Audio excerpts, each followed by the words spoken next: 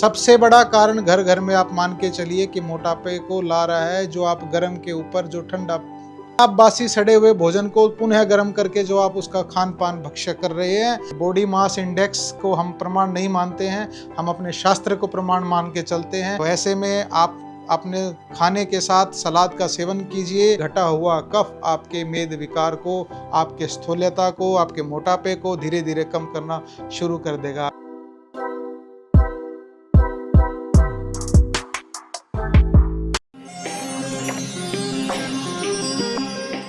ये जो मोटापा है ना, घर घर में फैल चुका है।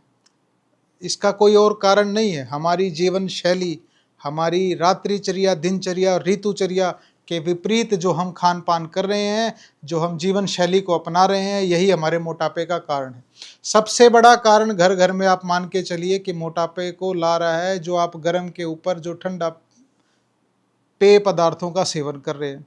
दूसरा, आप बासी सड़े हुए भोजन को पुनः गर्म करके जो आप उसका खान पान भक्ष्य कर रहे हैं, वह आपके शरीर में मेद धातु को बिगाड़ रहा है और वही मांस धातु को बढ़ाता हुआ अति स्थूल्यता की तरफ आपको ले जाना शुरू कर रहा है।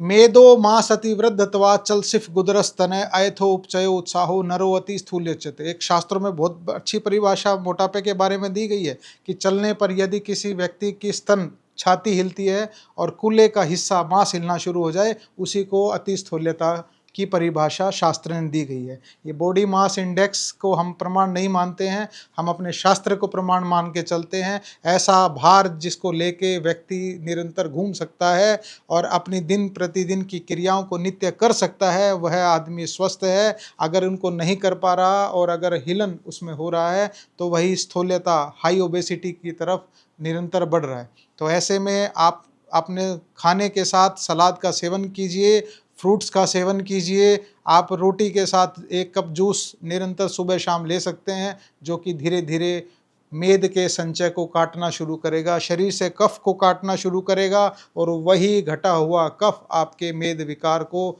आपके स्थूल्यता को, आपके मोटापे को धीरे धीरे कम करना शुरू कर देगा। अगर ऐसा आप निरंतर 5 मिनट भोजन के समय इस शैली को अपना लें और एक सम्यक नींद को लेना शुरू कर दें, व्यायाम को साथ साथ उसमें जोड़ दें, तो आप मोटापे से लाभ प्राप्त कर सकते हैं और धीरे धीरे मोटापे से जनित रोग जैसे मधुमेह है, रक्तचाप है, उससे भी आप निजात पा सकते हैं। सबसे बड़ा कारण मोटापे के साथ हम देखते हैं लोगों को माइग्रेन बढ़ना शुरू हो जाता है। शास्त्रीय मत, जब कफ शरीर में बढ़ता है, धीरे धीरे पित्त भी दूषित होता है। जब पित्त दूषित स्थान विशेष पर जाकर अवरोध या क्षय वैगुण्य की स्थिति को उत्पन्न कर देता है, तो आपको शिरोशूल भी होना शुरू हो जाता है।